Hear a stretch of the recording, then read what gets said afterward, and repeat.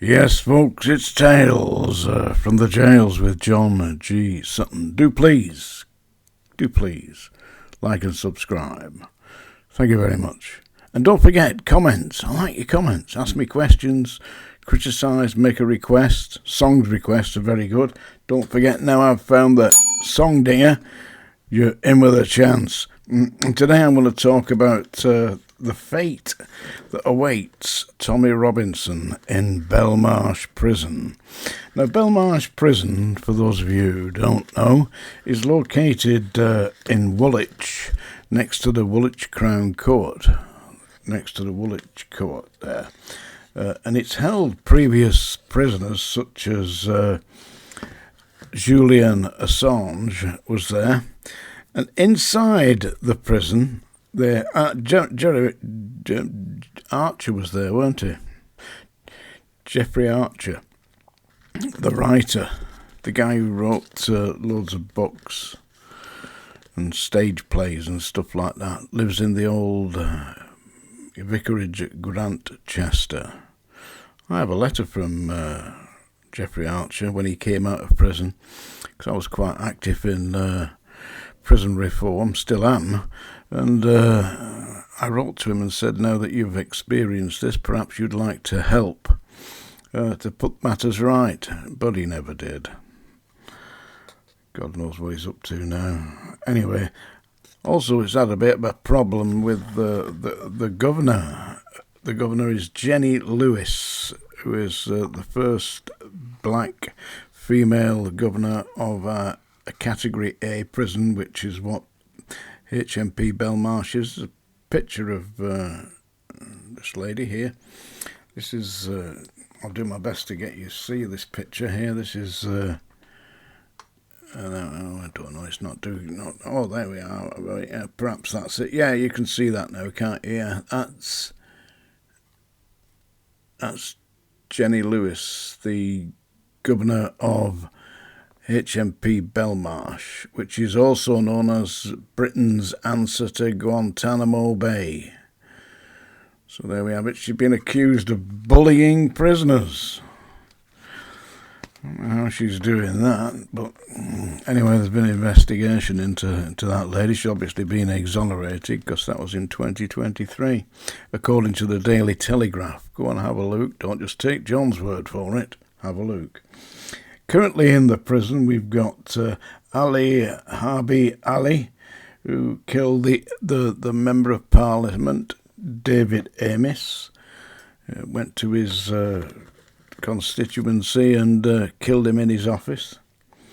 There's also in there at the moment, in HMP Belmarsh, is Axel Rudakambana. That's the man who murdered the three, or allegedly murdered the three school children at the Southport when they were doing Dancing to Taylor Swift and all that.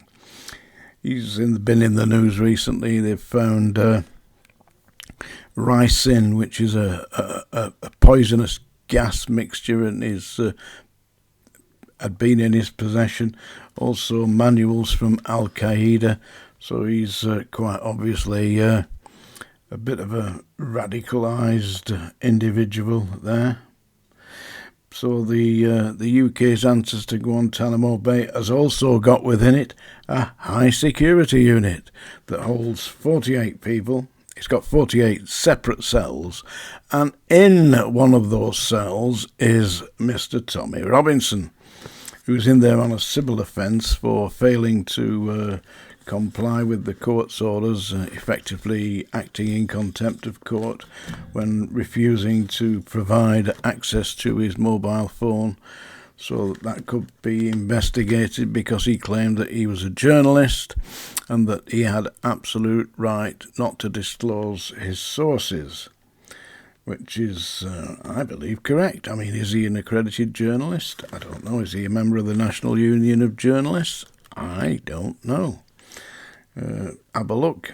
But anyway, Tommy Robinson is in there, and the governor, Jenny Lewis, is saying that due to financial constraints, he can no longer be held on the high security unit. So they are currently, I believe, from what I'm reading in the newspapers, discussing relocating Tommy Robinson in the main prison, where he may have to share a cell, who knows what. But I mean, listen, I've been there when they've done this kind of thing with inmates that have acted against the interests of the staff, wound the staff up, and they find themselves with the kind of cellmate that they had nightmares about before they arrived at the prison.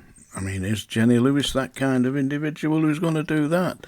I don't think the staff would tolerate that, because I'm sure that Tommy Robinson has got some kind of respect in there for doing what he's been doing, speaking out against the problems in society.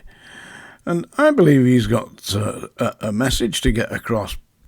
But also, in my opinion, and I've said this before, he puts it across in a rather dogmatic, highly rhetorical manner that just gets under the skin of the authorities. Perhaps that's what Tommy Robinson is intending to do. But he certainly managed to do it. And he's got 18 months.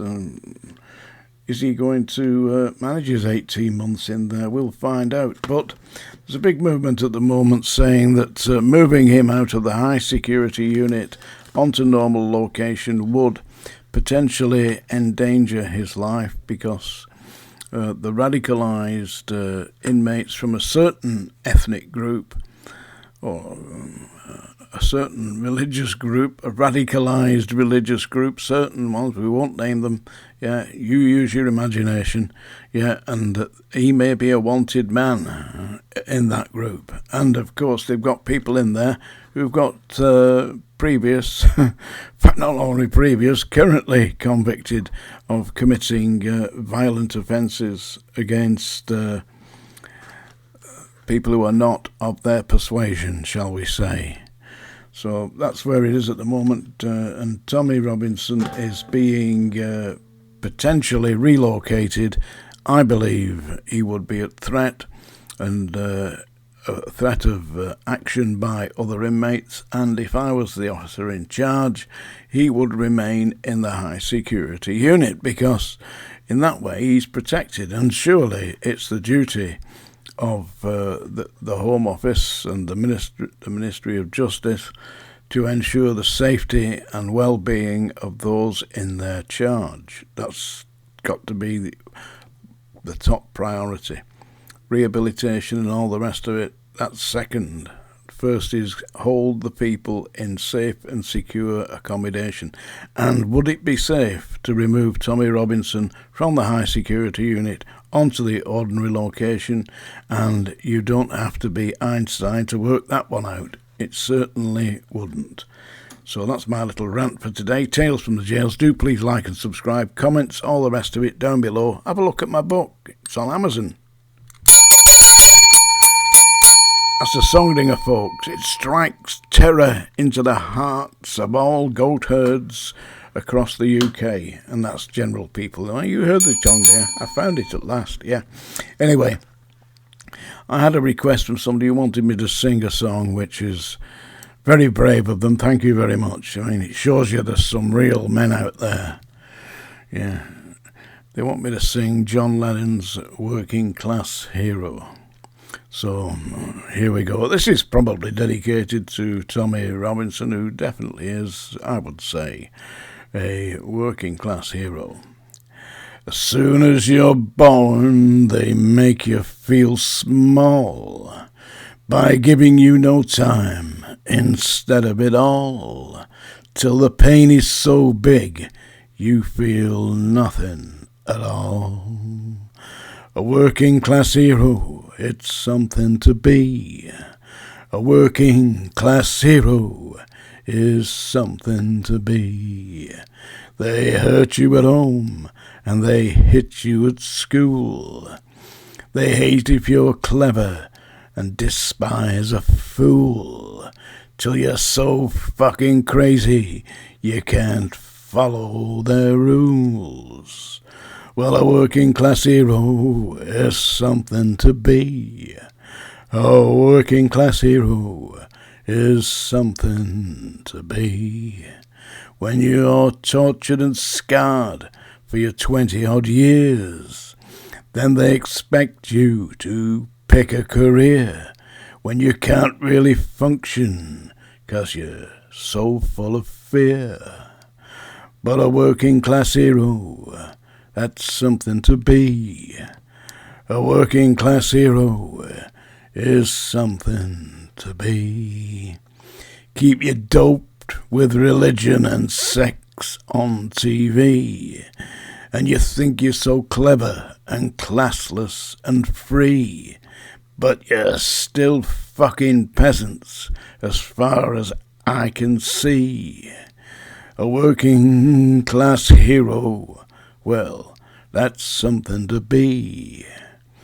There's room at the top, they're telling you still, but first you must learn to smile as you kill, if you want to be like the folks on the hill.